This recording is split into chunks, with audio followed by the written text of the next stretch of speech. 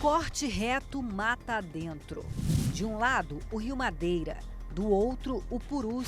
São 877 quilômetros de caminho no meio da floresta. Ainda no governo militar, a BR-319 foi aberta com um único propósito: por terra, integrar a Amazônia ao Brasil e ao mundo.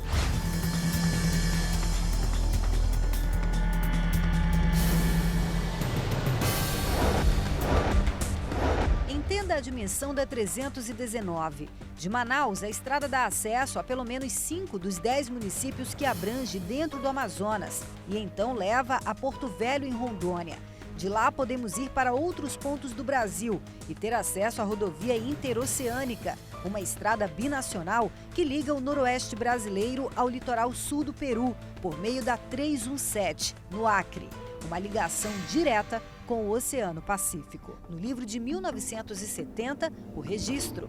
A BR-319 nasce no território de Rondônia, em Guajará-Mirim, na fronteira com a Bolívia, mas tem início e fim nos dois estados. O Amazonas a alguns quilômetros do restante do Brasil e essa ligação por terra é pela BR-319. Aqui onde nós estamos, ainda em Manaus, é onde começa a estrada e também a nossa viagem.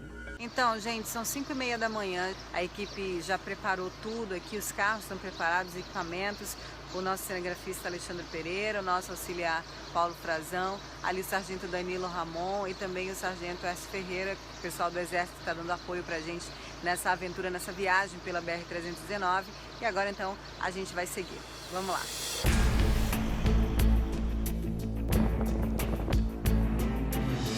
Começamos, então, a entender um pouco as dificuldades de quem depende da estrada. E olha que para quem mora pela 319, agora ela está boa, porque o parâmetro aqui é esse, o período das chuvas na Amazônia. Sol, os buracos não deixam a viagem fluir.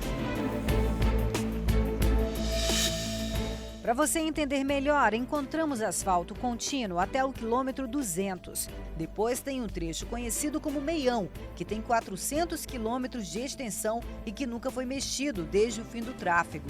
Trafegabilidade mais ou menos tranquila de novo, só depois do quilômetro 655, próximo ao município de Humaitá, até Porto Velho. Esses problemas começaram ainda no final da década de 80. Quem acompanhou todo o processo garante que as más condições da estrada não foram causadas pelo tempo e tem medo de revelar o rosto sob ameaça de represálias. Eles soltaram a bomba aí na beira do rio. Dinamitaram. Aí eles saíram soltando bomba ao longo da BR todinha. Tava sem buraco? Sem buraco. E eu, quando vi eles rasgando, eu falei... O motorista parou, eu falei, perguntei dele assim: moço, por que você está destruindo? Ele disse: nós estamos fazendo um trabalho que foi, nós estamos aqui fazendo porque a gente foi mandado. Esta moradora tem quase 40 anos na estrada e se emociona toda vez que lembra tudo que viveu com o que ela chama de destruição da BR. A gente até se emociona porque destruíram de propósito. Tá? Com muitas famílias que saíram.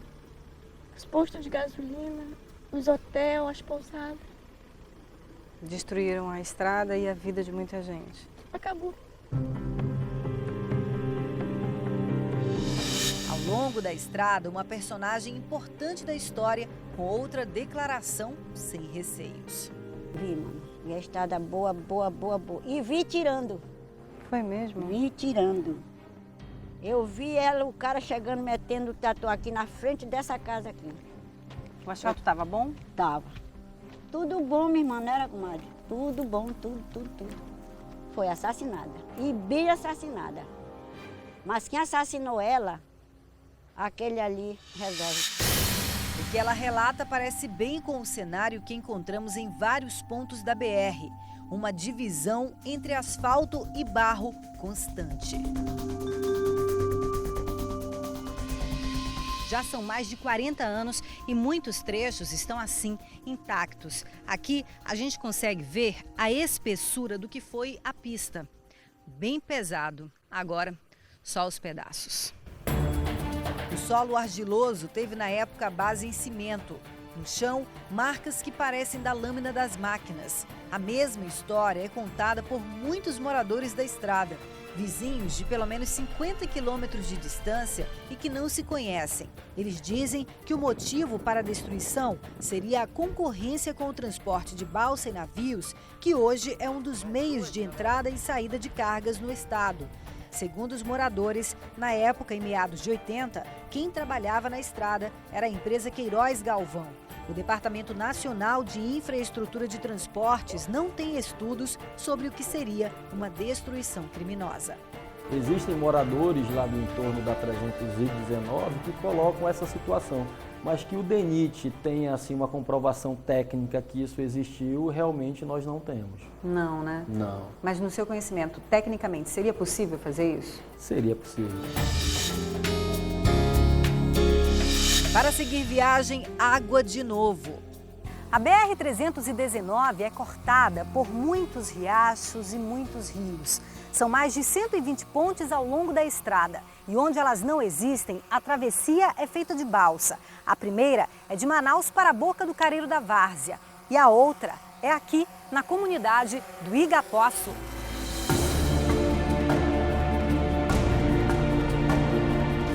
No Igapoaçu, a pista de pouso está deteriorada e traz saudade para moradores como Dona Mocinha, proprietária da pequena pousada-restaurante onde almoçamos.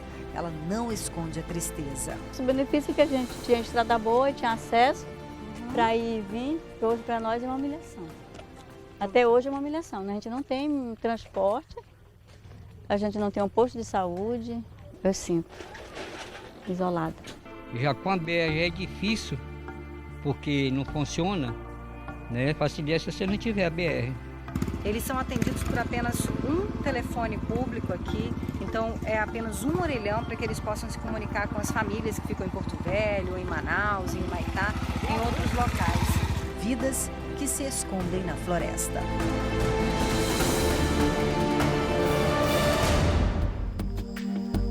A pequena pousada ajuda na sobrevivência da única família pelos próximos 100 quilômetros. Vi que a gente veio, a estrada era um tapete, nós veio no ônibus Cascavel de lá de Curitiba para cá. A senhora acredita ainda nessa estrada? Que vai sair ou não? Bom, se tem governo, não vai sair. Encarar a viagem noturna nos fez pensar como vivem as pessoas num lugar isolado e em condições precárias de acesso. Desvios frequentes na estrada. A noite pareceu perigosa. Se trafegar em alguns pontos da BR-319 durante o dia já é complicado, imagina à noite. Primeiro que aqui só está iluminado desse jeito por conta dos faróis do carro e também por causa da luz da nossa câmera. Mas se tudo for desligado, olha só como fica. E quando a gente tem um pouquinho de iluminação, a gente consegue ver, ó, as condições da estrada. Aqui um dia já foi uma pista.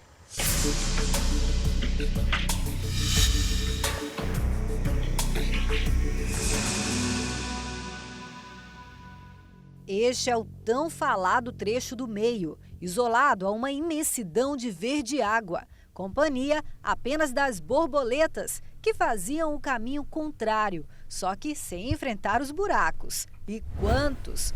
As partes de barro, nossa, tem muito buraco. A gente fica desse jeito, chacoalhando dentro do carro, tem que estar de cinto o tempo todo. E esse trecho, inclusive, é conhecido aqui pelas pessoas que trafegam, ainda assim com a estrada desse jeito, pelo trecho dos 10. Porque aqui realmente não dá para ultrapassar dos 10 ou 20 quilômetros e tem que seguir a viagem nesse ritmo. Pontes precárias. Quando não há desvios, o jeito é encarar a travessia. Daqui já dá, sargento? Dá. Tá ok, então. Já pode ir? Pode ir. O trecho que nunca sofreu alterações para a reconstrução só teve a intervenção da Embratel, a empresa brasileira de telecomunicações. Nesse trecho, nós fazemos recuperação de pontes, nós fazemos eliminação de atoleiros e combate a focos de queimada.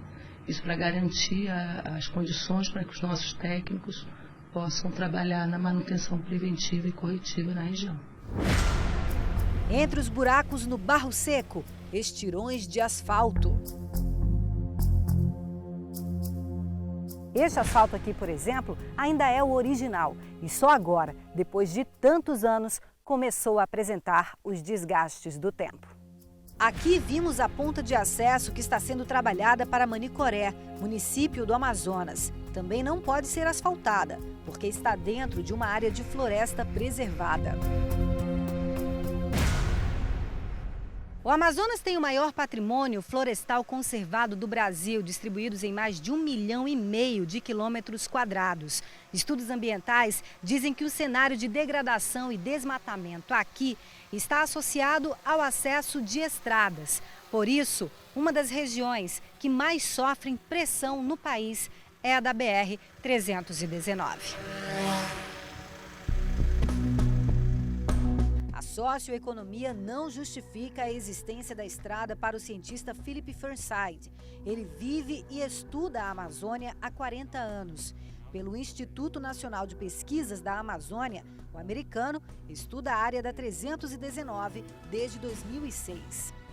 A estrada realmente não deve existir. Se for existir, esse tem enormes impactos. Temos uma simulação do desmatamento lá e também outro em Roraima, porque ligando Manaus com o arco de desmatamento, vêm os atores, desmatadores. Em 10 anos, mais de 80 milhões de reais já foram gastos com estudos ambientais para a possibilidade da obra. O primeiro foi feito em 2005 pela Universidade Federal do Amazonas, o EIA-RIMA, que analisa impactos. Para o IBAMA, não foi suficiente. E então, um consórcio de empresas foi contratado pelo DENIT para outro estudo, que também teve que ser parado no fim do ano passado, porque o IBAMA apresentou novas referências que exigiriam novos investimentos. E então o Tribunal de Contas da União questionou. Mas o que será realmente necessário para a liberação da obra? Basicamente, o IBAMA está esperando que o estudo venha a ser produzido, venha a ser entregue, encaminhado, protocolado no Instituto, para que a gente possa dar início à análise. Não tem outra medida que a gente possa adotar nesse momento. E novas barreiras surgem sempre. A FUNAI também questionou a existência de povos indígenas na área. Nós estamos em tratativas junto ao IBAMA e junto à FUNAI, Estão acontecendo inúmeras reuniões lá na nossa sede, no DENIT Brasília, para que essa questão seja resolvida o quanto antes, que a gente retome esse contrato o quanto antes e que a gente consiga realmente concluir a elaboração desses estudos complementares para submeter novamente à análise do IBAMA. Desde o fim do ano passado, o trecho do meio pode ter manutenção. Retirada de atoleiros, instalação de novos bueiros e a reconstrução de pontes de madeira. Trabalho que só dura no período de sol. Todo ano nós vamos ter que investir recursos aqui para que a boa trafegabilidade seja mantida. Não seria mais fácil investir de uma vez no asfalto? Seria bem mais fácil, Só que infelizmente no momento nós ainda não temos a licença ambiental para executar as obras de pavimentação. Por causa da preocupação com a degradação e o desmatamento, foi necessário criar unidades de conservação na BR-319. Ao todo, são 28, 11 federais, 9 estaduais do Amazonas e 8 do estado de Rondônia. O projeto foi concluído ano passado. Terezinha Frache esteve no primeiro estudo e no plano de gestão das unidades. Um reordenamento de 11 milhões de hectares. A ambientalista é a favor da estrutura para a vida na estrada. Há possibilidade de maiores impactos, mas nós temos que pensar como construir, como revitalizar uma estrada, um território com o menor impacto possível. Porque dizer que a ferrovia não vai causar impacto, isso é irreal. Dizer que uma balsa não vai causar impacto, isto é irreal. A realidade é uma só. Existem pessoas, existe a natureza. Nós devemos fazer uma simbiose entre a sociedade, a natureza e as pessoas.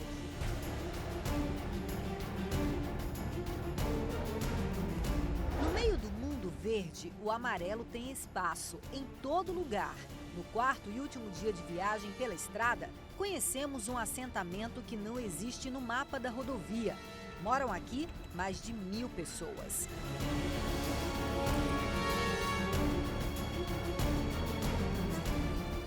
unidade ainda é no Amazonas, mas está mais perto do estado de Rondônia, que daqui fica a cerca de 300 quilômetros. O nome é Realidade, mas no momento, realidade por aqui, só mesmo a poeira e o sonho de muitos moradores de poder ver de novo a BR-319 assim, asfaltada. Quem mora pela BR tem pleno esclarecimento da sua importância. Para a vida rural, faz diferença. Tudo que nós tínhamos, nós vendia aqui. É mesmo? Plantemos, vendia banana, vendia abacaxi, vendia macaxeira, vendia tudo. Era caminhão de laranja para Manaus, caminhão de abacaxi, caminhão de verdura, caminhão de boi, caminhão de cavalo, caminhão de galinha. Tudo aqui nessa BR. Mas para a vida na indústria e comércio da região também. Manaus é hoje o terceiro maior centro movimentador de cargas aéreas, atrás apenas de São Paulo e Rio de Janeiro. Mas no Amazonas, rios são estradas, por onde há um enorme volume de cargas. Empregos e faturamento na Zona Franca de Manaus poderiam ser maiores com a redução de custos com transporte. Cada container de 40 toneladas vindos via navegação, por exemplo, chega a custar quase R$5.000. Para os empresários da capital do Amazonas, injusto pagar mais caro e ter apenas 2 modais de transporte. Hoje nós estamos ligados só por 2 possibilidades, esse cabotagem, o rodofluvial ou aéreo. E isso traria uma terceira, que seria ou a ferrovia ou a rodovia, barateando certamente o consumo daquilo que se traz de outros estados. Questão de bom senso e vontade política de fazer, pavimentar o trecho do meio de 400 quilômetros que permitirão o estado do Amazonas e o país estarem unidos por meio terrestre. E se o asfaltamento acontecer, a obra certamente será cara, mas manter a pista nem tanto quanto se imagina. Nós estimamos aí uns valores referenciais de mais ou menos 2 milhões por quilômetro para executar as obras de pavimentação nesse trecho do meio. Para fazer a pavimentação, né? Isso. Mas e para manter depois de asfaltado? Para manter, nós estimamos aí um valor entre 50 e 80 mil reais por quilômetro por ano para manter os serviços de manutenção. É o preço médio no Brasil ou não? É o preço referencial. Mas para se tornar realidade, cadê o movimento político? Infelizmente, há uma política por parte do Ministério do Meio Ambiente totalmente contrário, né, que não quer nem ouvir falar. Sendo assim, é muito complicado, mas a gente vai continuar lutando. Não dá para a gente esmorecer nesse momento. A vontade política, a gente tem que discutir politicamente e mostrar que é importante para a nossa região, para o desenvolvimento da nossa região. O governo do Amazonas, numa tentativa de agilizar o processo de reativação, quer apresentar um novo projeto ao governo federal. Quem sabe, blindar a natureza com um cercado no trecho do meio possa contribuir para a preservação. E como é que você preservaria? Fazer como se fez na Europa, nos Estados Unidos, nas áreas que eles precisam ser preservadas mesmo, eles enveloparam, quer dizer, colocaram cerca de um lado e outro da estrada e de determinado em determinados quilômetros.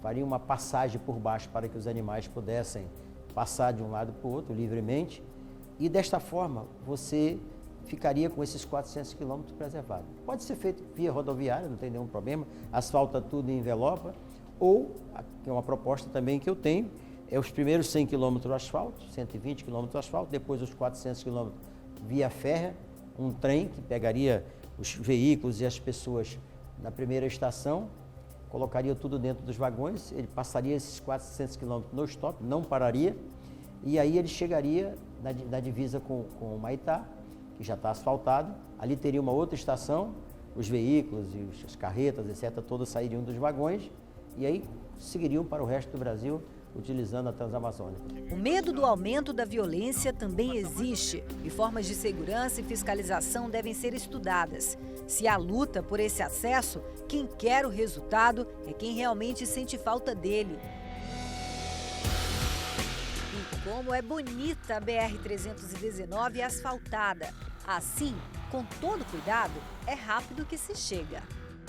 São 5 horas da tarde da quinta-feira, o 4º dia da nossa viagem pela BR-319. E exatamente agora nós estamos saindo do estado do Amazonas. Mas olha, antes a gente teve uma surpresa. Aqui na placa da divisa dos estados, o Amazonas tem um acento ali parecido com o de Rondônia, gente. Infelizmente esse erro. Mas olha só, a partir de agora a gente entra aqui no estado de Rondônia.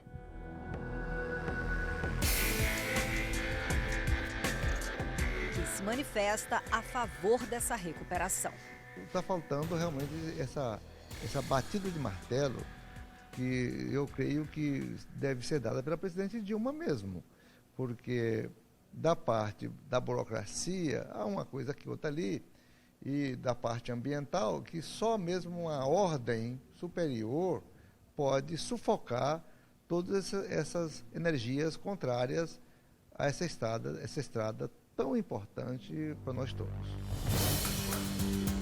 O senador rondoniense que participou de audiência que ajudou na concretização das obras que hoje acontecem no trecho do meio, acredita na reabertura.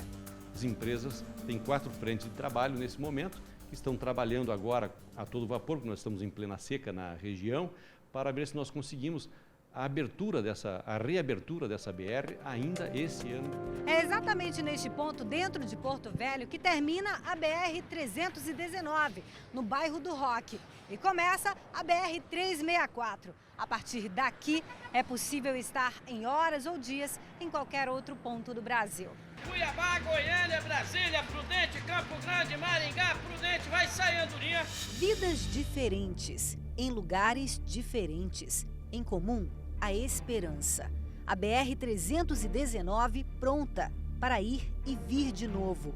Para a economia, para o meio ambiente, a rodovia ainda é um desafio. Mas são quilômetros no meio da floresta que deixam Manaus mais perto e fazem da Amazônia um pouco mais brasileira.